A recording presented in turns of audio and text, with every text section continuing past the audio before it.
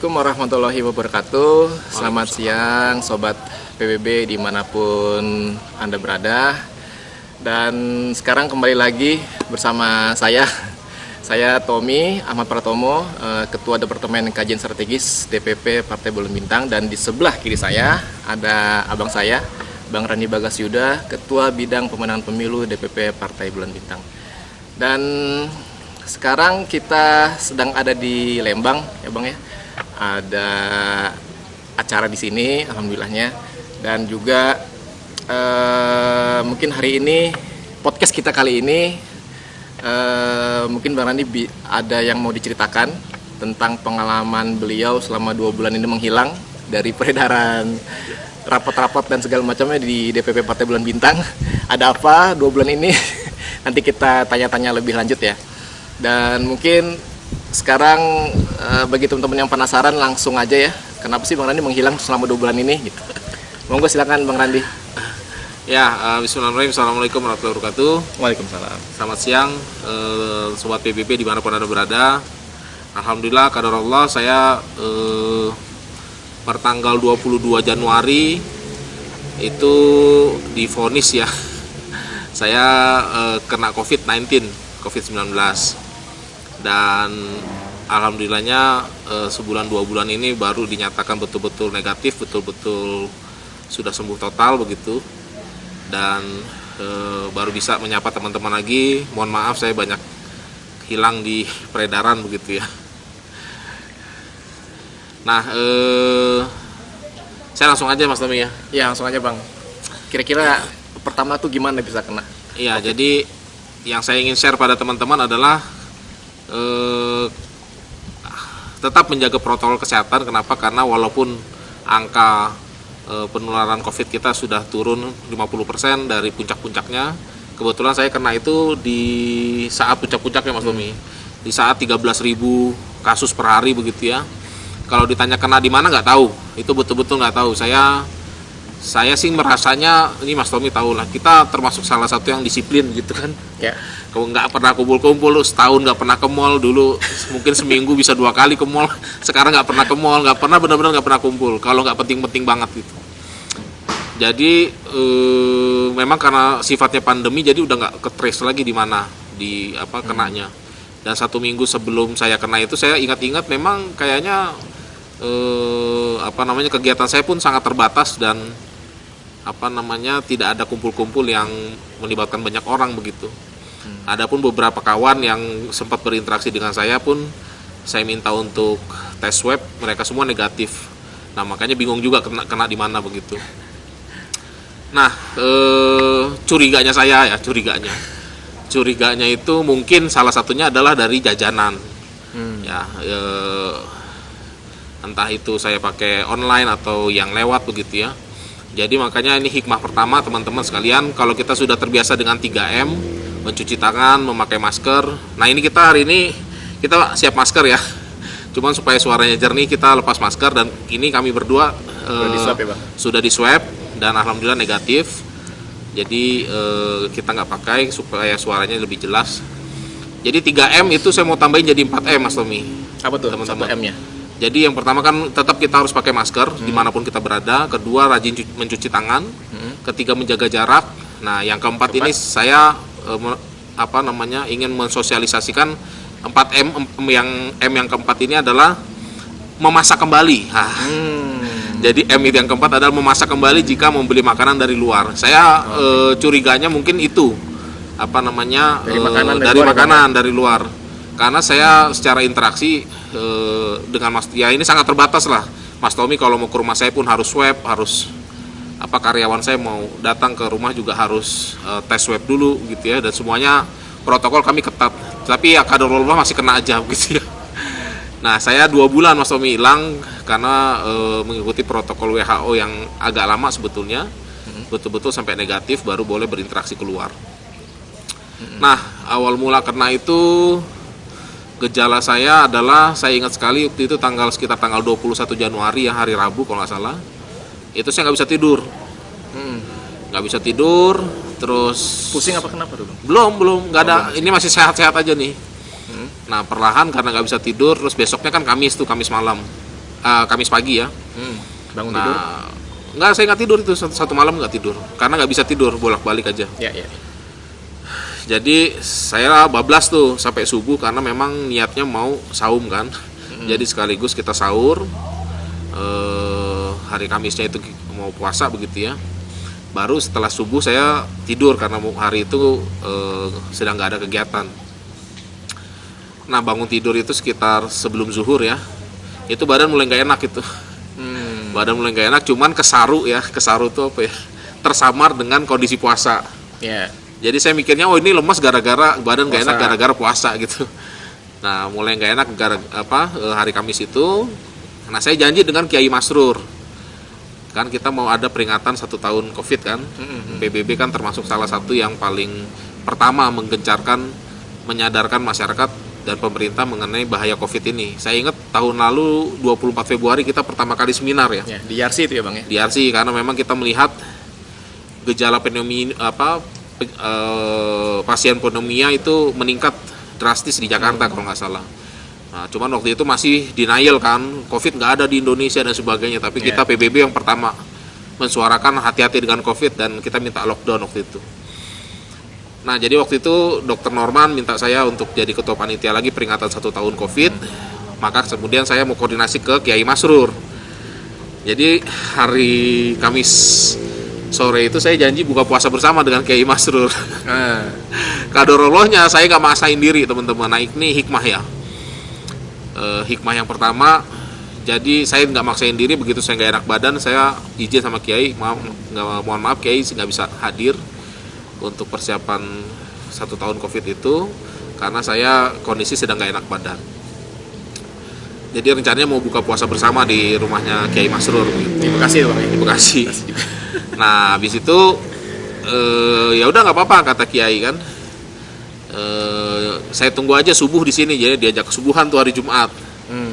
Bangun, saya tidur terus bangun subuh hari Jumat itu badan makin gak enak. Jadi COVID itu kalau saya lihat memang dari awalnya sehat, mulai gak enak sampai nggak tahu nih sampai kapan turunnya. Apa sampai finish atau kemudian bisa sampai bisa bangkit pulih gitu. Stabil. Nah, saya merasakan itu mulai turun terus ya. Jadi Jumat pagi pun, Jumat subuh saya nggak bisa hadir, diajak subuhan bareng orang Kiai Masrur. Diajak Jumatan sama Kiai Masrur juga nggak bisa hadir. Di hari Jumat itu Mas Tommy, saya ada janji rapat dengan salah satu klien tuh Jumat pagi jam 10. Itu pun saya batalkan. Jadi walaupun badan saya sebetulnya masih bisa saya paksain, tapi saya nggak paksain diri. Saya tetap tetap di rumah begitu. Itu sampai Jumat. Nah, Sabtu Minggunya itu diajak sekjen. Diajak sekjen Bang Ferry untuk mabit ya. Mabit di salah satu masjid. Ini karena sekjen yang minta kan harus kita upayakan gitu. Tapi ya kondisi saya semakin menurun waktu itu hari Sabtu, dari hari Kamis menuju ke Sabtu Minggu itu makin drop lagi. Sudah nggak bisa dipaksakan ya Bang? Udah nggak bisa. Itu kondisi makin parah. Nah, cuman saya karena ngerasanya cukup disiplin, jadi saya ngerasa ini bukan COVID. Rasanya itu kayak tipes campur flu, campur demam berdarah. Jadi badan tuh komplit lah, rasanya itu remuk gitu. Rasanya kayak gitu, makanya awal-awal pertama itu saya minumnya obat tipes sebetulnya. Awalnya obat tipes, obat flu begitu. Nah, cuman kok biasanya kita kalau sakit minum obat tidur kan bangun enak ya. Ini nggak begitu, bangun makin parah. Tidur bangun makin parah gitu. Jadi nggak ada peningkatan kesembuhan gitu. Nah, hikmah pertama adalah teman-teman, qadarullah saya tidak memaksakan diri hadir ke tempat-tempat beliau. Saya tidak hadir ke Kiai Masrur, saya tidak hadir ke tempat klien, saya tidak hadir undangan sekjen untuk mabit. Jadi hikmah pertama adalah teman-teman, ketika teman-teman gak enak badan, maka jangan paksakan diri, karena situasi pandemi seperti ini bisa jadi teman-teman lah yang akan membawa virus itu menularkan kepada banyak orang. Menyebarkan ya Bang? Ya, kalau seandainya nih saya berandai-andai, kalau seandainya saya datang ke Kiai Masrur, saya datang ke sekjen, saya datang ke klien, Kena itu semua. pasti Kiai Masrur udah satu keluarga kena, sekjen dan jamaah mungkin banyak yang kena di masjid. Begitu juga dengan klien. Itu mungkin satu kantor akan kena karena saya hadir di sana gitu. Jadi hikmah pertama adalah teman-teman ketika kondisi pandemi Covid seperti hari ini, teman-teman gak enak badan jangan paksain diri ya. Kenapa? Bukan tujuannya mau males-malesan, tapi itu adalah bentuk tanggung jawab teman-teman untuk tidak ikut menularkan kepada orang lain. Itu hikmah pertama, nomor 1. Nah, tadi hikmah kedua, jangan lupa kalau jajan macam-macam, ingat bukan hanya 3M tapi 4M. Memasak kembali. Nah, ini gimana nih? Saya dapat info ini dari beberapa klien juga yang mereka punya standar safety bagus ya. Itu caranya kalau habis jajan dari luar, entah bubur, entah ketoprak, entah apa gitu ya, itu dimasukin ke microwave 3 menit. Nah, saya juga diangetin lagi ya, Bang? Ya, saya juga belum baca ininya, cuman secara rasio memang masuk akal karena itu dipanasin kan. 3 menit itu cukup untuk membunuh bakteri atau virus yang dibawa dari luar. Jadi itu 2 hikmah awal. Nah, hari Minggu tuh lucu, Mas. Hari Minggu sore itu kan hari Seninnya ibu saya ulang tahun ceritanya, tanggal 25 Januari itu ibu saya ulang tahun. Jadi beli hadiah? Enggak, saya ke toko bunga. Saya beli, biasalah kalau ibu ulang tahun kan saya nyiapin ngedekorasi rumah lah, ada mawar, ada sedap malam segala macam. Nah, saya dengan istri bawa mobil itu ke toko bunga. Nah, nyampe di sana kan kita udah hafal tuh, kalau toko biasa kita datengin kan baunya apanya udah wangi hafal ya. Bau bunga. Nah, pas saya nyampe sana itu nggak ada bau apa-apa, Mas. Saya mulai curiga COVID itu di situ. Tadinya kan saya pikir ini tipes atau apa begitu ya, karena saya ngerasa cukup disiplin gitu. Tapi saya merasa ini COVID karena saya baru sadar bahwa saya nggak bisa nyium bau bunga. Tapi pas jalan ke toko bunga, badan udah merasa masih gak enak badan ya. Itu saya paksain keluar karena memang ya besok kan ibu ulang tahun gitu. Dan itu cuma beli bunga aja. Nah, yang lucunya adalah saya cium itu sedap malam kan baunya khas ya. Nah, sore-sore itu saya cium tuh sedap malam. Kok nggak ada baunya gitu. Terus saya ngetok-ketok mobil istri saya suruh cium. Coba nih cium. Kok nggak ada baunya ya? Saya mulai curiga gitu kan. Terus kata istri saya, iya Kak, emang nggak ada baunya, kata dia gitu. Sedap malam kan malam-malam. Jadi sore-sore nggak ada baunya.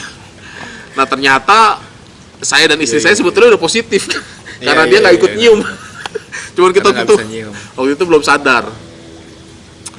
Jadi itu udah hari keberapa ya? Kamis, Jumat, Sabtu, Minggu, udah hari keempat tuh. Nah, hari kelima saya ada rapat juga di Batu Jajar tuh, Kopassus.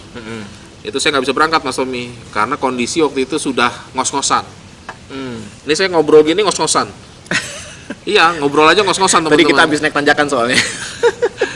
Kita ngobrol aja ngos-ngosan, nggak usah jalan, nggak usah ngapa-ngapain, ngobrol aja ngos-ngosan. Di situ saya mulai curiga lagi, ini jangan-jangan saya udah mulai sesek gitu ya. Maka hari itulah kemudian saya memutuskan untuk segera swab, ya, segera swab.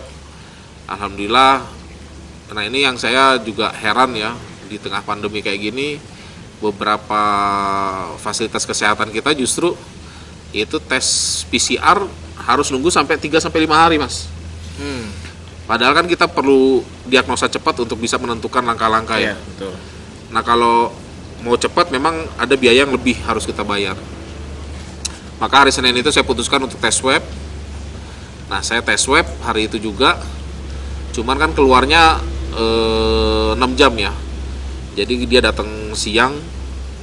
Saya baru dapat kabar itu besok paginya mengenai hasil tes itu. Nah, itu kondisi saya udah ngos-ngosan. Dan ternyata betul saya positif. Nah, Senin itu, mulai perlahan-lahan ibu saya mulai sakit. Ibu saya sebetulnya sakitnya udah mulai dari Sabtu Minggu ya, cuman dia masih belum kelihatan parah. Kalau saya kan udah demam ya, udah agak kelihatan parah gitu. Ibu saya mulai sakit, terus istri mulai batuk-batuk. Nah, anak saya itu hari Senin sampai hari Selasa itu panas tinggi. demam. Anak saya yang laki-laki itu panas tinggi sampai kita selimutin, kita pakein kaos kaki gitu ya. Dia menggigil betul gitu. Tapi habis itu udah. Jadi mungkin anak-anak ya dibilang COVID ini nggak terlalu berbahaya untuk anak-anak, mungkin juga begitu. Jadi si Satria itu ya dia 2 hari panas tinggi, habis itu udah selesai langsung main bola lagi, langsung kayak nggak ada sakit apa-apa. Hari Senin saya tes, saya positif. Besoknya kami sekeluarga tes. Alhamdulillah, qadarullah dari 7 ya anggota keluarga, kan saya berempat, anak dan istri, 2 anak 2 ya. Lalu bapak ibu sama pembantu rumah tangga, itu udah jadi bertujuh satu rumah. Nah semuanya positif kecuali pembantu rumah tangga. Alhamdulillahnya itu. Kenapa? Karena ya mungkin pembantu rumah tangga kan kerjanya di belakang ya, kamar belakang. Jadi jarang interaksi dengan kita, saat-saat tertentu aja. Jadi alhamdulillah setelah dinyatakan positif kecuali pembantu rumah tangga, jadi pembantu rumah tangga inilah yang mensupport kita selama isolasi mandiri. Masak ya Bang ya? Termasuk semua. Masak semuanya ya. Nah, jadi kita mulai bagi-bagi kamar untuk isolasi ya. Istri di mana, bapak ibu saya di mana, kita mulai bagi-bagi kamar. Itu kenapa mesti bagi itu Bang? Karena emang harus begitu, harus protokolnya Walaupun supaya satu rumah harus tetap. ya supaya tidak gitu. saling nularin lagi kan. Oke. Supaya yang tadinya mungkin gejalanya ringan tidak menjadi berat dan sebagainya. Oke. Nah,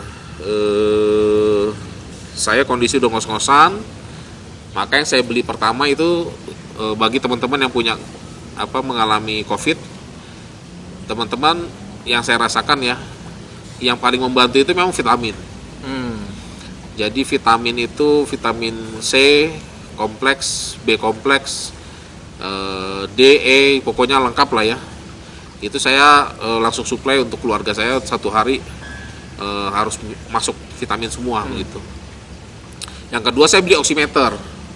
Apa tuh Bang oximeter? Oximeter itu jadi untuk mengukur kadar oksigen dalam darah. Itu tinggal ditempelin di jari gini aja. Nah oximeter ini berfungsi apa? Untuk menentukan tindakan medis selanjutnya. Jadi kan saya koordinasi dengan dokter Norman ya. Jadi kita tiap pagi, tiap sore itu kita periksa semua oximeter. Kalau sudah di bawah 90 harus segera UGD. Protokolnya begitu. Supaya nggak terlalu terlambat kalau terjadi sesuatu gitu. Sebetulnya 95. Cuman kenapa saya 90? Karena begitu saya tes saya udah 93. Jadi begitu mulai tes sudah 93. Ibu saya sudah 93, memang istri, anak segala bapak saya itu 98 bagus. Tapi saya dengan ibu itu begitu mulai udah 93, wah masa langsung UGD kan nggak seru. Maka kita putuskan pokoknya di bawah 90 kita harus masuk UGD. Hari Selasa saya 93, ibu saya 93, sisanya 98. Yang saya minum vitamin plus ada antibiotik yang cuma bisa 5 hari dimakannya, sama obat antivirus. Nah itu alhamdulillah terima kasih bantuannya Dokter Norman, Waketum PBB. Itu nyambungin saya ke dokter paru, jadi kita by online aja, koordinasi dan dikirimin obat gitu. Nah hari Rabu saya naik ke 96, 95, 96 oximeter saya. Ibu saya turun. Ibu saya 93, 94 mulai turun ke 89, 90, 91 gitu ya. Sempat turun 90 kita udah mulai deg-degan tuh kan. Oh ini harus segera ke rumah sakit. Tapi kemudian naik lagi 92, naik lagi 93, turun lagi 90, belum stabil. Nah hari Kamis itulah saya mulai agak sehat. Oximeter saya sudah 97, 98. Hikmahnya teman-teman, kok bisa sih ini hikmah ketiga ya. Saya merasa bahwa titik balik kesembuhan saya itu ketika saya marah sama COVID. Gimana tuh Bang? Jadi marah. Saya ya kita semua sangat menyayangi keluarga ya. Jadi saya marah sama COVID ketika saya melihat ibu saya makin lemah gitu. Jadi COVID itu teman-teman ini pengalaman pribadi ya. Saya percaya bahwa antibodi kita itu tergantung dari mindset dan kondisi psikis kita, kondisi psikologis kita. Nah, saya merasa titik balik antibodi saya itu bisa lawan ketika saya betul-betul nggak mau Kalau tadinya saya ikutin, saya sakit, saya lemas gitu, saya tidurin, saya apa gitu. Nah, di titik itu saya justru COVID ini saya lawan gitu. Jadi saya ada rasa marah ke COVID, dalam hati saya mati lo gitu. Itu lebih ke mental kali Bang. Iya, saya pengen supaya cepat sembuh supaya saya bisa ngurus ibu kan, ngurus keluarga gitu. Dan itu karena saya kondisi mental saya kondisi yang muncul fight-nya gitu ya. Saya ngerasa itu meningkatnya drastis. Lumayan cepat gitu. Nah, betul, dan ternyata kondisi ibu hari Kamis itu turun ke 84 oximeternya. Udah, itu panik tuh.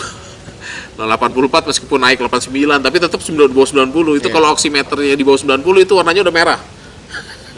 Jadi memang hebat yang bikin alat itu. Nah ya, oximeternya beli yang 400 ribuan ya teman-teman.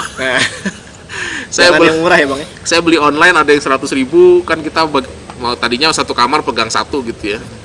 Ada yang 400 ribu, ada yang 100 ribu, kita coba masing-masing. Nah yang 100 ribu itu 1 hari 2 hari mati. Jadi jangan ketipu, beli mendingan 400 ribu nggak apa-apa, tapi awet, sampai sekarang masih hidup. Nah, nyampe mana? Ibu saya 84, 89, nah di situ saya mulai sudah komunikasi dengan ibu.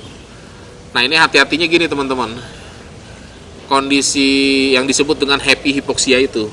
Jadi kondisi ibu saya tuh nggak sadar bahwa dia tuh sebetulnya sesak nafas. Nah, ibu saya ngerasanya enggak kok, mama sesek enggak apa-apa gitu ya. Nah, cuman saya dari dokter paru itu ditelepon, coba lihat gerakan ini, gerakan dada sama gerakan perut, cepet gak gitu. Nah, ternyata ibu saya tuh gerakannya gini, apa? Kelihatan banget kayak orang habis lari tuh. Tapi sebetulnya dia nggak ngerasa, tapi ininya tuh guduk-guduk gitu. Nah, itu yang bahaya. Makanya oximeter itulah yang kemudian menentukan diagnosa kan. Maka saya putuskan dikomunikasi dengan ibu. Tadinya saya ada pilihan apakah saya beli oksigen yang pakai tabung tuh ya, dibawa ke rumah ataukah harus ke rumah sakit. Nah cuman ibu saya putuskan mama ke rumah sakit aja karena khawatir, karena ibu juga kan orang medis ya. Khawatir ada tindakan-tindakan yang perlu dilakukan yang itu nggak bisa disupport dari rumah. Alhamdulillah di tengah waktu itu kondisi pandemi lagi puncak-puncaknya Mas Tommy, kamar susah segala macam, tapi alhamdulillah kami dapat di rumah sakit UI waktu itu. Nah saya melalui video ini juga terima kasih pada tim medis dari rumah sakit UI, para nurse, para dokter. Anda luar biasa merawat ibu saya 1 bulan, ibu saya di HSCU dan sekarang alhamdulillah sudah kembali ke rumah. Itu berkat kerja keras dari nurse dan manajemen serta dokter dari rumah sakit UI. Saya terima kasih banyak atas nama keluarga. Nah ibu saya masuk tuh Mas Tommy. Akhirnya saya antar. Nah kondisi saya tuh sudah apa ya, karena tadi saya punya fighting spirit begitu ya. Saya udah bisa nganter tuh dari Bekasi ke UI kan. Saya antar, itu berdua aja sama ibu. Nah agak-agak drama sebetulnya. Karena saya begitu nganterin ibu ke UGD itu, disitulah saya kayak apa ya, saya tatap ibu saya dengan perasaan jangan-jangan ini terakhir kali saya bertemu dengan ibu, karena setelah ibu masuk UGD kan nggak bisa ditengok siapa-siapa. Tapi saya coba kuat, saya coba apa namanya, saya nggak mau numpahin itu depan ibu gitu, saya mau numpahin ini depan Allah gitu. Jadi begitu ibu masuk, saya sholat asar, itu saya ngejer. Ya, wajar ya Bang ya. Ibu kita soalnya. Di situ saya ngejer, sengejer-ngejernya apa? Saya ngadu betul sama Allah gitu. Karena saya tahu mungkin itu saya terakhir kali bisa melihat ibu gitu ya. Jadi buat teman-teman yang kebetulan sudah kehilangan saudara, ayahanda, ibunda atau anak mungkin atau cucu atau siapa, karena COVID ini saya doakan semoga semuanya mendapat syuhada. Amin. Mendapat syahid gitu ya. Amin. Nah itu ngejar saya tuh hari sholat asar. Nah itu saya nggak boleh pulang Mas. Di tengah kondisi saya juga masih pemulihan, saya nggak boleh pulang sama dokter. Kenapa? Karena kondisi ibu saya tuh pemburukan bahasa medisnya ya. Pemburukannya itu cepat. Jadi di rumah begitu masuk UGD itu oximeternya 89. Saya sempat lapor ke dokter bahwa ini di rumah sempat 84 gitu ya. Nah, ibu saya ini awal mulanya cuma 4 liter per menit tuh alat bantu oksigennya. Selang 2 jam naik ke 6 liter, naik ke 10 liter, sampai terakhir 15 liter per menit. Oh. Baru setengah malam, saya setengah 3 pagi baru boleh pulang. Setelah ibu saya dinyatakan stabil, bisa pindah ke ruang isolasi mandiri. Saya mulai tenang lah. Tapi itu cuma 2 hari. Karena 2 hari berikutnya ibu saya diputuskan untuk masuk ke ICU, ke HCU. Nah, di HCU ini dari 15 liter naik ke 30, naik ke 40, sampai naik ke 60 liter, itu udah maksimal. Dan dokter itu sempat bilang bahwa Pak, kalau 60 liter per menit ini udah nggak nolong lagi, terpaksa ICU. Jadi kalau HCU itu kan di bawahnya ICU ya. Ini harus pakai ventilator. Nah, disitulah ini hikmah terbesar COVID, teman-teman sekalian. Begitu saya dengar kayak gitu dan ibu saya sudah posisi nggak bisa ngomong ya, udah pasang alat segala macam, kita cuma bisa video call dada-dada. Disitulah saya mendapatkan hikmah terbesar dari COVID, bahwa COVID ini membuat saya kembali ke titik nol, Mas. Jadi COVID ini saya yakin ciptaan Allah gitu ya. COVID ini ciptaan Allah. Pasti Allah juga punya maksud di balik semua ini, dan yang saya terima adalah saya dikembalikan ke titik nol, bahwa kita sebagai manusia, Anda mau direktur kek, Anda mau pejabat kek, Anda mau punya duit banyak kek, Anda mau berkuasa kek, Anda mau ketua partai kek, Anda mau orang terkenal kek, ketika Anda berhubungan dengan COVID, Anda berhubungan dengan maut, maka semua itu nggak ada artinya gitu. Semuanya itu nggak ada artinya. Nah, saya begitu dengar ibu mau ke ICU, kalau kita kan waktu di kajian itu kan belajar statistik. Statistik orang yang masuk ICU itu kan kalau pasien COVID 80-20. 80 kembali ke rahmatullah, 20 kembali ke keluarga. Artinya dengan usia ibu saya yang 63 itu, saya pikir wah, ini kalau sampai ICU, waduh, saya udah nggak tahu lagi begitu. Maka itu tiap malam, Mas, setiap malam itulah saya bahasa saya nih, saya gangguin Allah gitu. Saya ngerengek, saya saya melakukan amalan-amalan yang sebagai tawasul obat, sebagai tawasul doa saya kepada Allah gitu. Karena di titik itulah saya sadar bahwa yang menyembuhkan itu bukan dokter, yang menyembuhkan itu bukan yang menyembuhkan itu bukan obat begitu. Tapi sebenarnya yang menyembuhkan kita itu ya Allah Subhanahu wa taala, yang memberikan kita penyakit. Nah, di titik itulah saya kemudian betul-betul hanya meminta kepada Allah. Saya bilang sama Allah, ya Allah, ini kalau doa biasa begini ya. Ini saya udah begini nih. Udah betul-betul saya angkat tangannya, Bang, ya? Udah angkat, saya betul-betul saya membayangkan gini aja, kayak kita punya anak, atau kita punya, kayak saya punya kucing ya. Kalau kucing cuma ngeong-ngeong itu kita masih nyuekin. Tapi kalau kucing itu sudah naik ke pangkuan kita, sudah cakar-cakar. Iya, itu mau nggak mau kita kasih kan gitu. Jadi saya membayangkan, saya meminta sama Allah kayak gitu.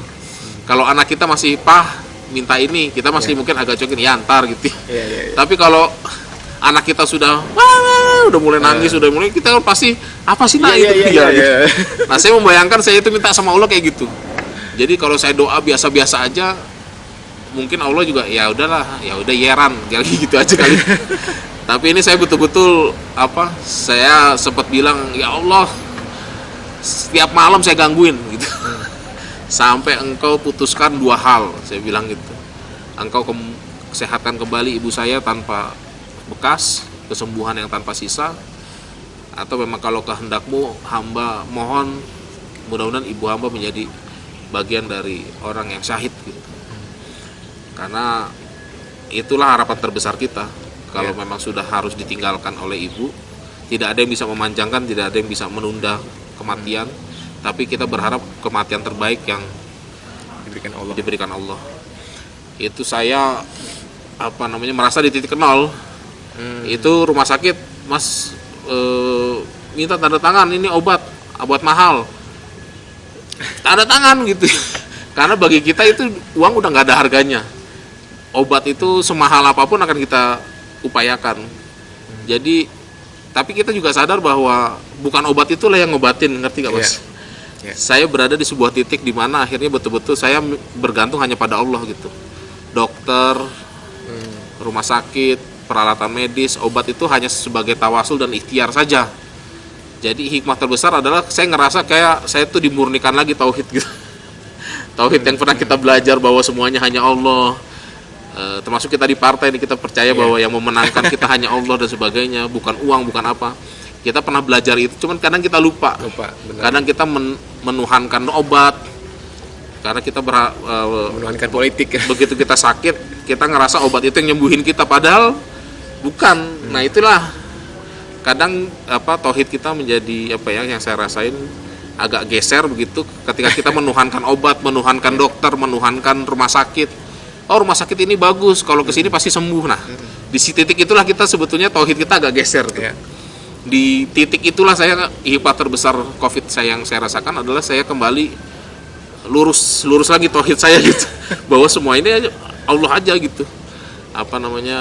Semua karena Allah, semua kembali pada Allah. Allah yang punya kehendak, kita ikhlas-ikhlas saja.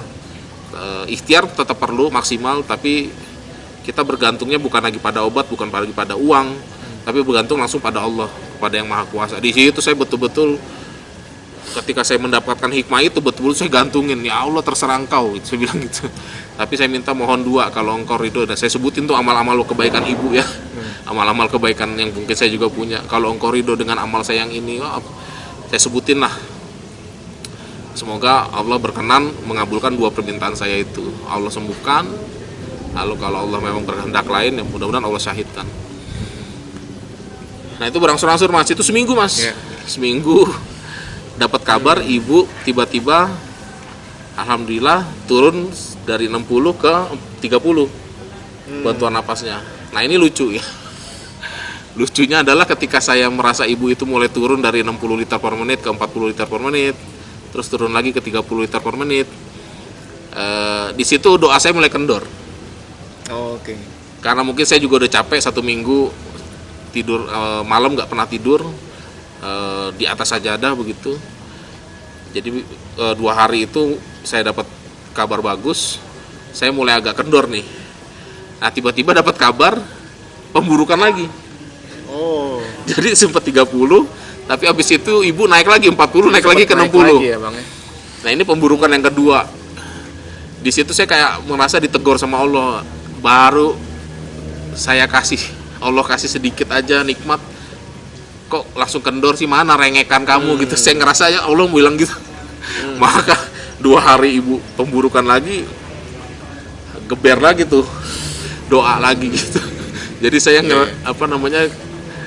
sudah lama sekali kita selama ini doa habis sholat kan sekedar doa saja. Saya ngerasa doa itu sekedar doa gitu. Tapi kemarin itu betul-betul yang saya rasakan doa yang betul-betul minta gitu, betul-betul merengek.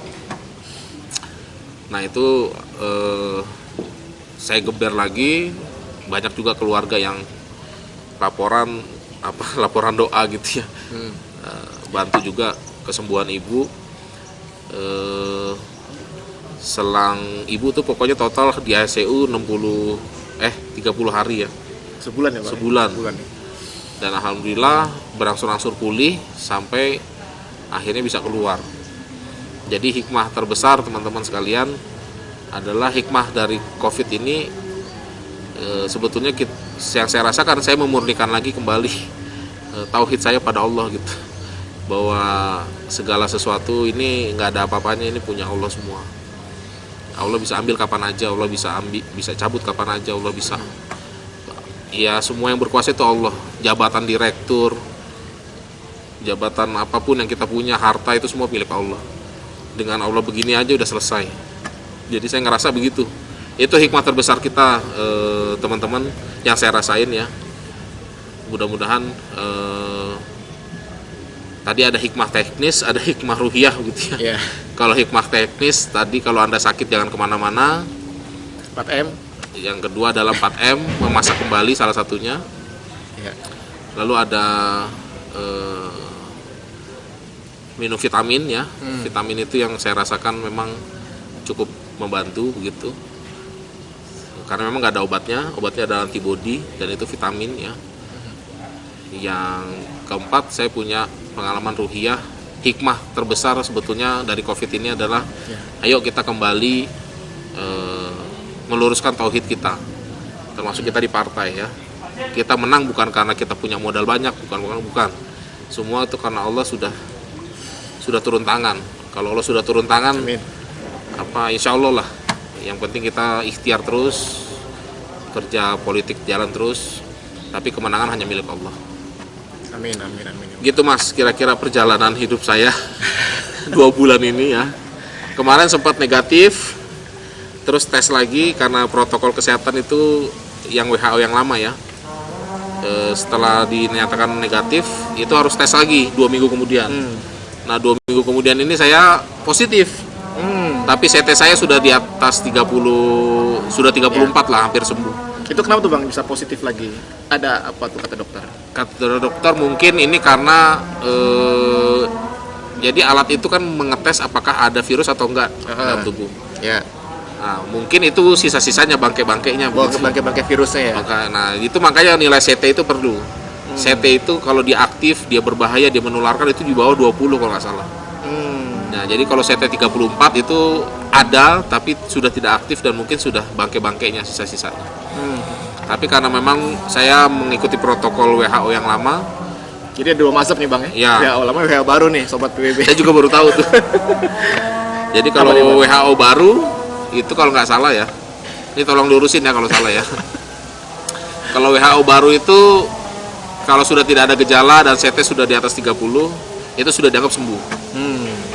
Nah sedangkan WHO lama itu harus sampai betul-betul negatif.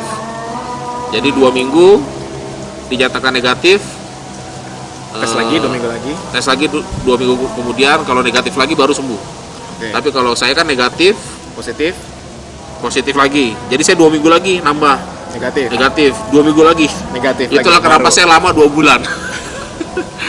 Semata-mata bukan apa ya. Semata-mata itu saya lakukan karena saya takut seandainya, nah namanya ilmu pengetahuan kan berubah-ubah ya. Saya khawatir kalau seandainya CT saya masih positif, CT saya masih itu, ternyata masih ada yang hidup-hidup begitu ya virusnya, dan saya paksain keluar, justru saya akan menularkan kepada banyak orang. Itu yang saya khawatir, makanya saya lebih baik tuntaskan supaya saya tidak ada beban nanti kalau tiba-tiba Mas Tommy ketularan. Ini jelas bukan dari saya karena saya sudah negatif kan. Iya. Jadi itu bentuk tanggung jawab saya lah, bentuk tanggung jawab pribadi saya untuk benar-benar menuntaskan. Ya, itu berlaku untuk semua keluarga saya Mas. Semuanya harus negatif 2 kali selama 2 minggu tuh. Gitu. Nah teman-teman, salah satu metode pengobatan yang ibu saya rasakan, salah satunya dari 60 liter per menit kan sempat turun ke 30 tuh. Nah itu ibu saya setelah mendapatkan plasma darah Mas. Oke. Transfusi plasma darah dari penyintas COVID. Nah oleh karena itu melalui video ini juga saya minta ayo teman-teman kita galakan solidaritas. Kita belum selesai menghadapi COVID. Banyak teman-teman udah bilang wah COVID sebentar lagi hilang. Ini kita sudah turun 50% dari 13.000 sekarang 6.000 kasus per hari. Tingkat ketersediaan rumah sakit juga sudah di atas 60% dan sebagainya. Saya ingin mengingatkan bahwa COVID ini ada gelombang kedua, ada gelombang ketiga. Ya, dan bermutasi juga ya. Kalau di Eropa itu mereka kayak begitu, sempat turun, tapi muncul gelombang kedua naik lagi. Nah, saya ingin mengingatkan teman-teman jangan tertipu dengan statistik ini. Maka tetap menjaga protokol-protokol kesehatan, jalankan protokol kesehatan yang tadi saya sudah sampaikan. Juga, ayo kita perangnya belum berakhir. Jadi saya mengajak teman-teman untuk plasma darah bagi teman-teman yang sudah pernah kena COVID dan sembuh, penyintas-penyintas COVID. Ayo plasma darah ya. Itu adalah bentuk rasa syukur kita pada Allah bahwa kita bisa bermanfaat untuk orang lain. Masuk saya Mas, nanti kita tayangin videonya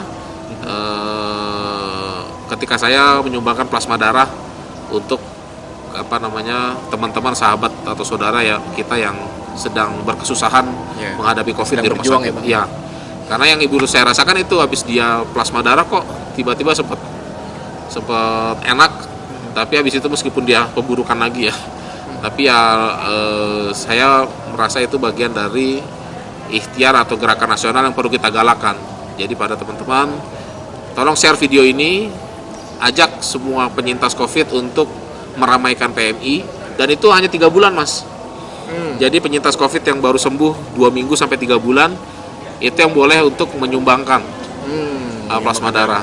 Nah, kalau sudah lewat 3 bulan itu sudah nggak ada ininya efektivitasnya sudah rendah.